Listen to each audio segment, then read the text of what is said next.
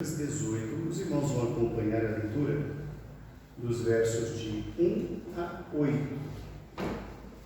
Evangelho de Jesus Cristo, segundo a narrativa de Lucas, capítulo 18, versos de 1 a 8.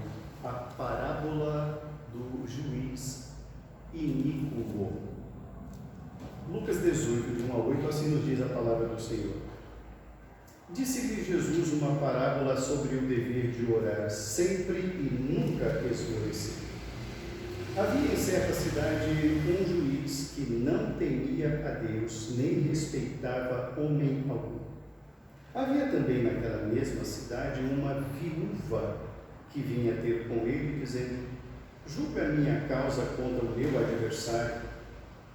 Ele, por algum tempo, não a quis atender, mas depois disse consigo: bem que eu não temo a Deus, nem respeito a homem algum. Todavia, como esta viúva me importuna, julgarei a sua causa, para não suceder que, por fim, venha a molestar-me. Então disse o Senhor: considerai o que diz este juiz iníquo. Não fará Deus justiça aos seus escolhidos, que a Ele clamam dia e noite, embora pareça demorado em defendê-los? Digo-vos que depressa lhes fará justiça. Contudo, quando vier o Filho do Homem, achará porventura fé na terra? Que Deus nos abençoe em nome de Jesus. Essa história termina com um questionamento inquietante. Achará porventura fé na terra o Filho do Homem quando ele vier? Que Deus nos abençoe, irmãos. Bom, nós vamos continuar falando, irmãos, sobre o ministério de Jesus. Hoje é a 46ª mensagem sobre o tema, sob a ótica do evangelista Lucas. Na noite de hoje, irmãos, nós vamos estudar a orientação de Jesus sobre a oração. Portanto, nós vamos observar hoje os fundamentos da oração à luz desse texto que nós acabamos de ler e vamos analisar a partir de então. O ministério do Senhor Jesus Cristo, irmãos, foi um ministério completo. Abrangeu praticamente todas as pessoas daquele lugar, das circunvizinhanças, e abrangeu também a plenitude do reino de Deus. Abordou temas os mais diversos, mas em nenhum momento ele deixou de falar sobre o reino de Deus. O Senhor Jesus Cristo tinha como ponto focal, como parte principal, o reino de Deus. Porque até então os homens tinham uma visão muito distorcida do que era reino. Para eles, conforme vimos no estudo bíblico de quinta-feira aqui na igreja, a visão de reino era um reino estabelecido entre os homens, um governo terreno, um reino político, com rei, vice-rei, rainha e os súditos ali. E o que eles queriam era expulsar os romanos das suas terras. O Senhor Jesus Cristo sabia disso. Sabia que no entendimento deles, a visão deles era mais humana do que propriamente divina. Por isso o Senhor insistia no reino de Deus. Pois bem, na altura desse texto que nós estamos lendo, o Senhor Jesus Cristo está falando sobre a oração. E para explicar sobre que a oração deve ser constante e deve ser em todos os lugares, o Senhor conta uma história. E a história é uma história bem simplesinha. Um homem, um juiz, alguém dotado de poder e saber, mas que não tinha nenhum temor de Deus e também não respeitava sequer os homens. Era uma pessoa bruta, uma pessoa grossa, uma pessoa que não tinha distância das outras. Por outro lado, uma viúva, uma mulher desamparada por si só, largada à própria sorte, que vai em busca daquele homem e faz pedidos insistentes, dizendo: julga a minha causa. E aquele homem não dá bola. Mas chega uma hora, chega um momento em que ele atende e julga a causa daquela mulher. Daí Jesus Cristo diz: aparentemente aquele homem não estava ouvindo, mas ele estava ouvindo. Aparentemente ele não estava dando atenção, mas ele deu atenção. Da mesma maneira ele coloca Deus. Da mesma maneira como nós pedimos, como nós clamamos, o Senhor aparentemente não está nos atendendo, nos diz o texto, mas Deus é quem sabe de todas as coisas. Jesus aqui, irmãos, termina esse discurso dizendo: o Filho do Homem, quando voltar à terra, achará porventura fé? Essa pergunta é extremamente intrigante. Portanto, na noite de hoje, nós queremos falar no Ministério de Jesus sobre os fundamentos da oração. O que deve haver no nosso momento devocional de oração diante do Pai? O Senhor Jesus Cristo aponta 3 aspectos aqui. A primeira lição que o Senhor Jesus Cristo aponta como um dos fundamentos básicos da oração é fazer da oração uma prática comum, constante, nunca um momento especial, mas sempre um momento comum.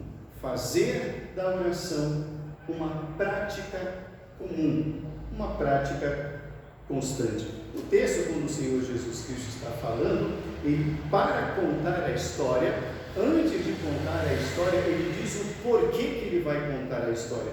Volte o seu olhar para o verso 1. Disse-lhe Jesus uma parábola sobre o dever de orar sempre e nunca esmorecer. A prática da oração deve ser uma prática absolutamente constante. Nós temos aqui, irmãos, a prática daquela mulher. Qual é a prática daquela mulher? Aquela mulher vivia intercedendo. Ela tinha uma causa, ela tinha uma pendência que para nós aqui não nos é revelada, mas não traz nenhum prejuízo à compreensão do texto. Ela tinha um problema, ela tinha uma demanda e ela está buscando, irmãos, porque ela é alguém menor. Observe que na figura da parábola, Jesus Cristo usa um personagem viúva.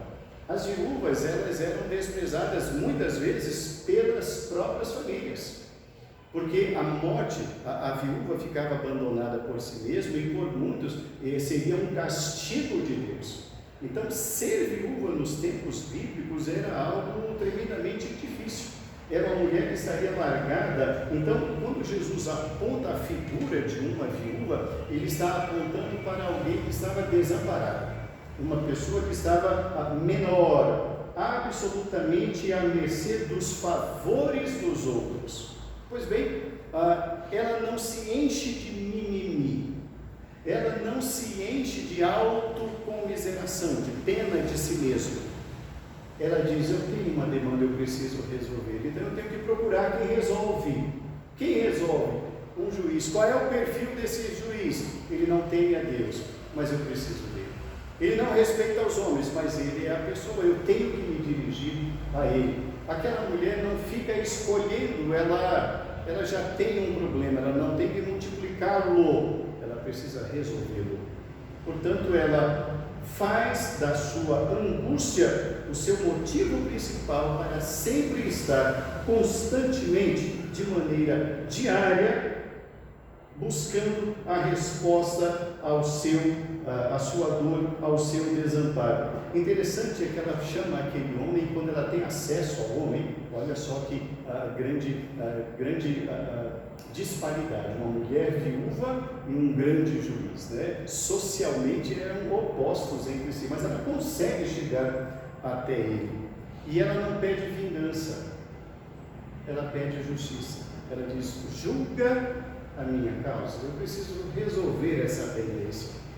Muito provavelmente era algo que demandaria algo que pudesse mudar a história da sua vida. Daí a pendência ficar se arrastando por muito tempo, e ela queria aquilo resolvido, mas ela não pede vingança, ela não quer nada contra alguém, ela quer apenas então somente buscando o seu direito. Ela sabe que por si só, não conseguirá resolver a questão. Por quê? Porque não depende dela. E pelo visto não depende do outro também. Então ela vive o impasse. Como ela vive esse impasse? Buscando. Ela mantém um momento de busca. Então, quando Jesus está contando da oração, ele conta esse drama dessa mulher, dizendo: olha, a oração é assim, é constante. Enquanto a gente não vê a coisa resolvida, e depois que é resolvida, positivo ou negativamente, continuar orando, porque a oração não cessa. Jesus Cristo está dizendo que fazer da oração uma prática comum, uma prática constante, nunca num lugar especial. A oração deve ser algo absolutamente comum na vida de um cristão. Interessante aqui é que o texto bíblico diz assim que ela, no verso de número 3, naquela mesma cidade, uma viúva que vinha ter com ele.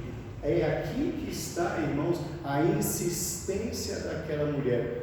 Jesus, quando conta a história, ele não diz, ele veio buscar 1, 2, 3 ou 10 vezes, era algo constante, ela vinha buscando, era um ato contínuo, e Jesus está falando isso acerca da oração. Primeiro fundamento da oração, irmãos, é fazer da oração uma prática comum, fazer da oração uma prática constante.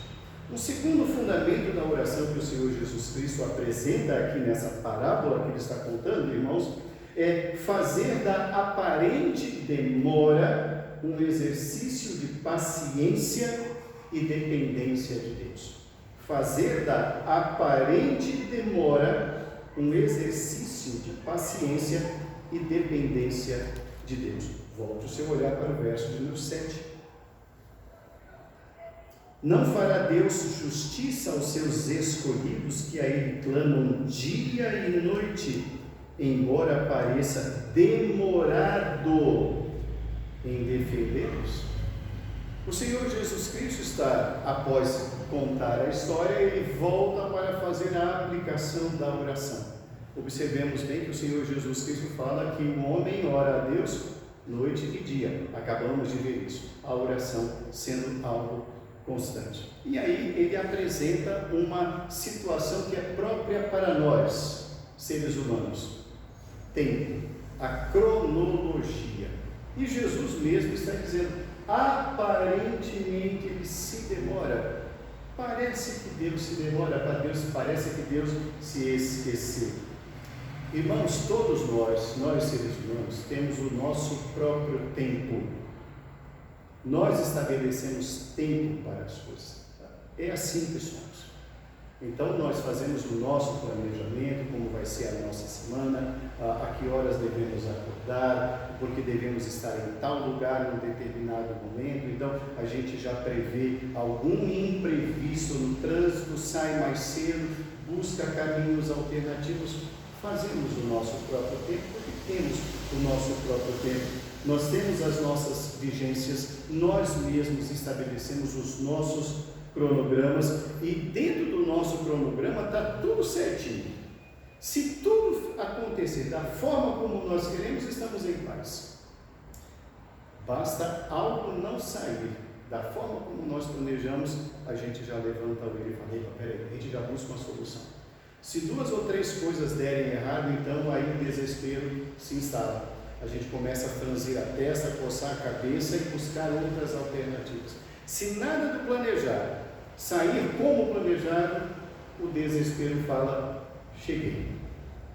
E aí a gente começa a entrar em desespero. Quando as coisas ou quando algo não sai conforme planejamos, tudo poderá estar em risco. É isso que nós pensamos. Todo plano vai dar em nada, vai dar errado. Então, isso pode desestabilizar. Jesus Cristo está dizendo que aparentemente Deus não está. Aparentemente o Senhor se demora.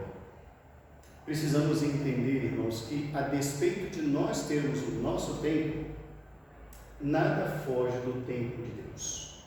Na segunda carta de Pedro, capítulo 3, versos 8 e 9, Pedro escreveu: há todavia uma coisa, irmãos, que não deveis esquecer, que para o Senhor um dia é como 1000 anos, e 1000 anos como um dia.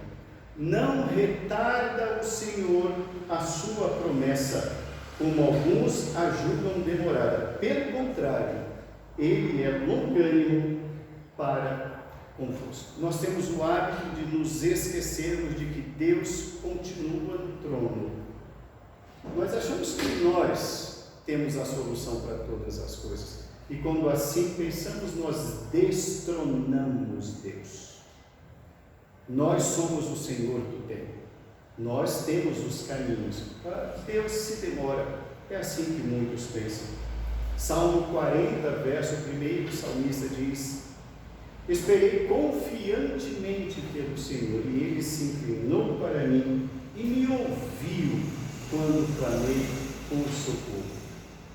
O segundo fundamento da oração, irmãos, é fazer dessa aparente demora um exercício de paciência e dependência do Senhor. É necessário, irmãos, que deixemos Deus agir.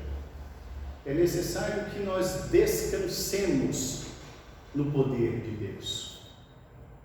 Um dos grandes textos que nós também podemos citar agora para a nossa reflexão, que é cabível aqui, é: aquietai-vos e sabei que eu sou Deus. Sou exaltado na terra, sou exaltado entre as nações. Deus aqui sou eu, diz o Senhor.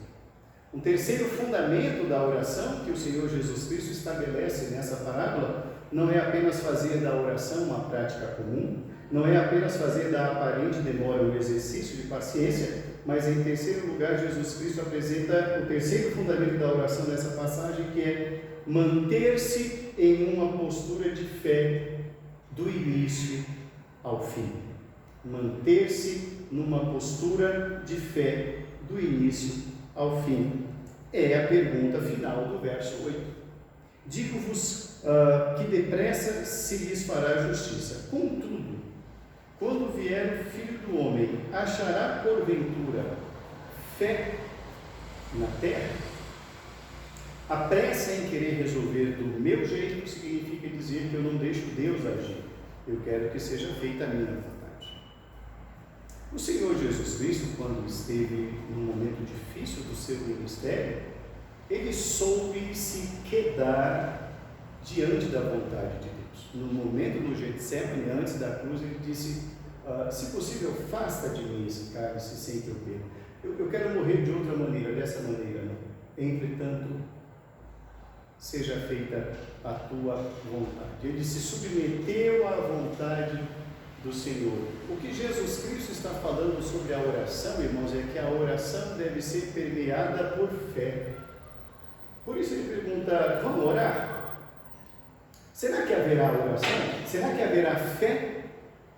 Ou não? O que é fé? Aí nós precisamos nos lembrar dessa palavra de duas letrinhas, tão pequenininha. Essa palavra é, mas tão profundo é o conhecimento sobre ela. Fé. Pois bem, o autor da Epístola aos Hebreus, no seu capítulo 11, ele fala aos judeus sobre a importância da fé. E ele dá uma das mais belas definições da Bíblia que há sobre fé. Fé é a certeza das coisas que nós esperamos. É a certeza. É a convicção de fatos que os nossos olhos não veem. Fé não é crer no que a gente vê. Isso não é fé.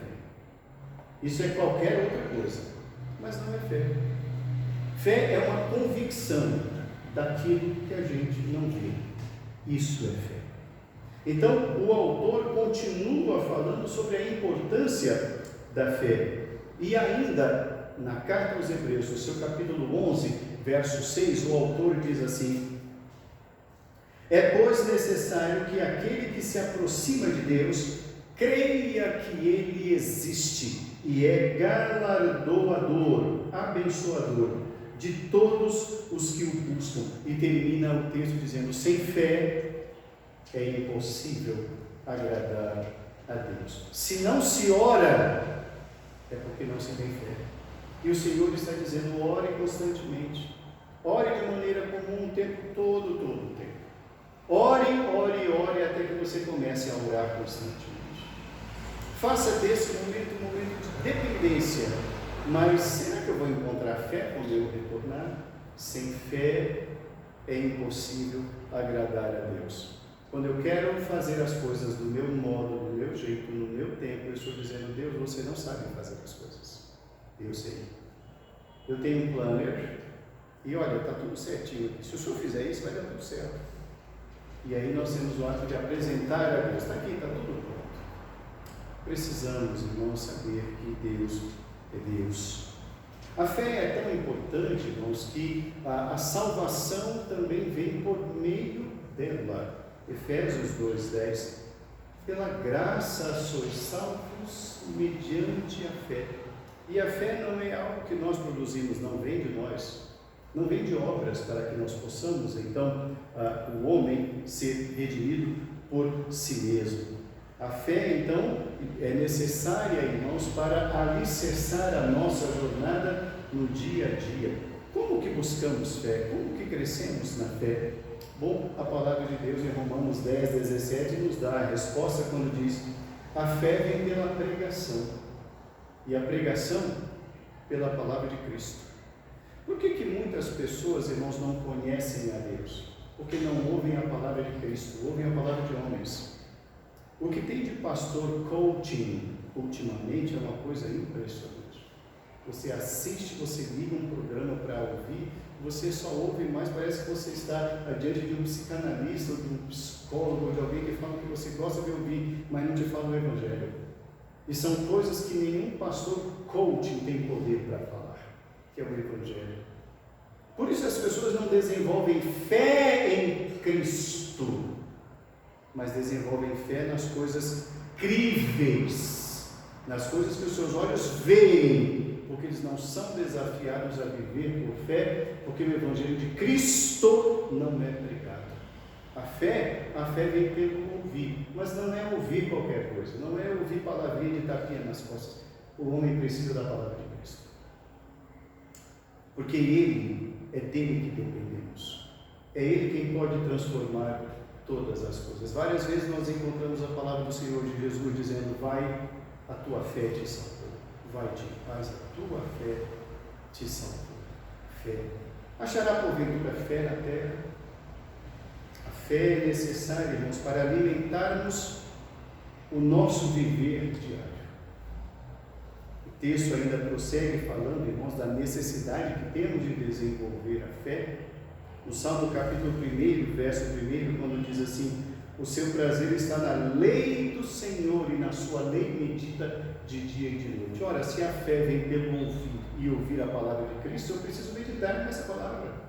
Por isso que desde o Velho Testamento se diz sobre isso: bem-aventurado é esse homem que tem prazer, que tem tempo para meditar na lei do Senhor, porque é mediante a leitura dessa palavra que a fé vem. E Jesus está então dizendo aos seus discípulos, por meio daquela parábola: será que eu vou encontrar fé quando eu voltar? Será que as pessoas não vão trocar a fé? Irmãos, a fé não pode ser substituída por nada. A fé, ela é insubstituível. No entanto, ela tem sido escanteada em muitos arraiais que se dizem evangélicos. Arraial, eu digo, não me referindo a arraial de festa junina, a lugar, sítio, sede, lugar. A palavra de Deus, ela tem sido renegada, ela tem sido escanteada. A palavra de Cristo, idem.